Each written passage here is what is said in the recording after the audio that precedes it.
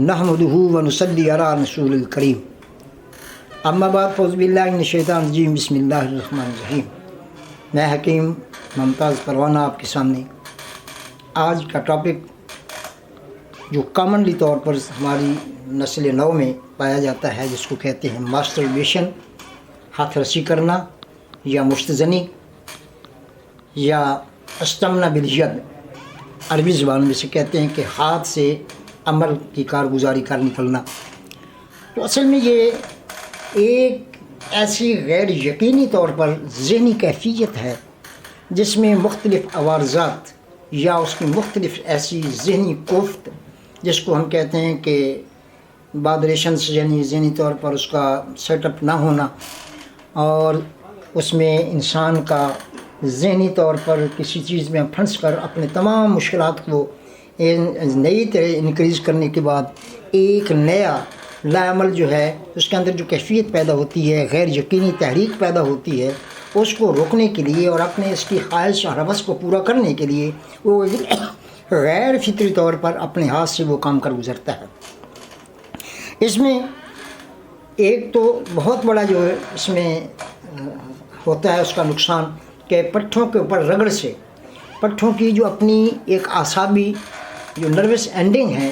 ان کو ڈیمیج ہونے کا خطرہ ہوتا ہے۔ دوسرا، جو اس کی اسپونجس لیئر ہے، جو اس کے پٹھے ایک دوسرے کے ساتھ لیگامنٹری طور پر ہیں، ان کے اندر رگڑ پہنے سے سکویز ہو جاتے ہیں اور ان کی اصل میں جو موٹائی ہے یا اس کا اصل پیمانہ جس میں لمبائی ہے اس کے اندر فرق پڑ جاتا ہے۔ بعض اوقات اس کی کثرت سے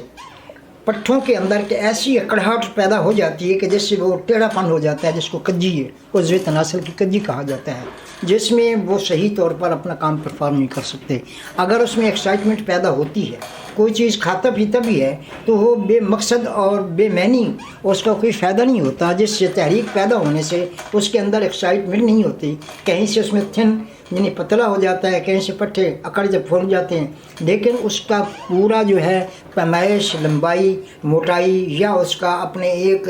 نہج پر آنا، جو اس کا نیچرلی طور پر قدرتی طور پر اللہ تعالیٰ نے اس کا ڈھانچہ دیا ہے، اس کا مکمل نہ ہونا، جس سے وہ اپنے اس قوت مردمی کے اور اپنے مردانہ طاقت کے ساتھ ہوتے ہوئے اپنے مردانہ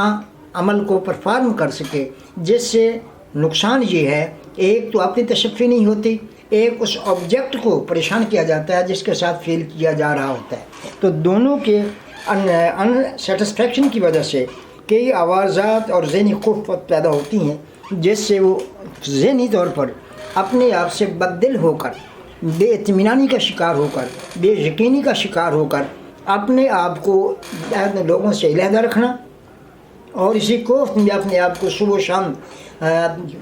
معروف کرتے ہوئے اپنی زندگی کا ختم کرنا تک آ جاتے ہیں، جس سے وہ خودکشی کر گزرتے ہیں، یا ایسی ادویات کھانے کے بعد اپنے آپ کو سیٹلمنٹ نہ کرنے کے بعد حتیٰ کہ اپنا زندگی کا خاتمہ کر لیتے ہیں۔ تو ان کو دور کرنے کے لیے دو چیزوں کا انتخاب ہونا ضروری ہے کہ ایک تو کونسل ہونا چاہیے، کونسل سے ان لوگوں کو فیڈ کیا جائے کہ یہ عمل آپ کا کیا نقصان کرتا ہے اور اس کیوں کرتے ہیں، اس کو چھوڑنا چاہیے۔ دوسری بات یہ ہے کہ ایسی پیٹنٹ ادویات جو ان کا معاون اور مورد ثابت ہوں اور ان کی اس قوت زائل شدہ طاقت کو بحال کریں اور ان کے اعضاء کی کجی اور اس چیز کو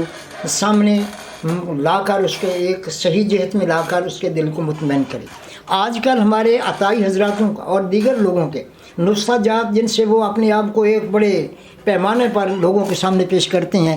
وہ بے سود ہیں اور ان کی کوئی ایسی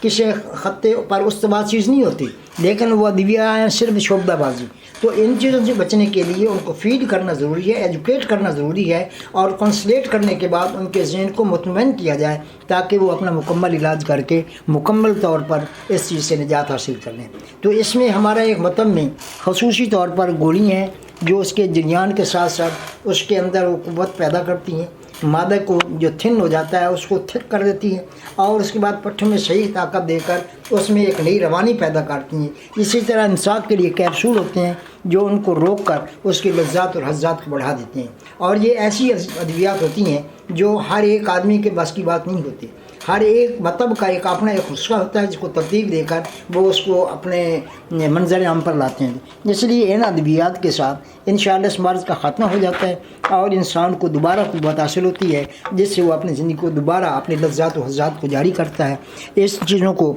ہمارے مطلب سے آپ براہ راست بھی لے سکتے ہیں اور آپ کے سامنے یہ دواخانے کے ذریعے سے TCS سے آپ کے گھروں تک پہنچ سکتی ہیں. جب آپ کال کریں گے تو یہ ادویات آپ تک پہنچ جائیں گی. والسلام.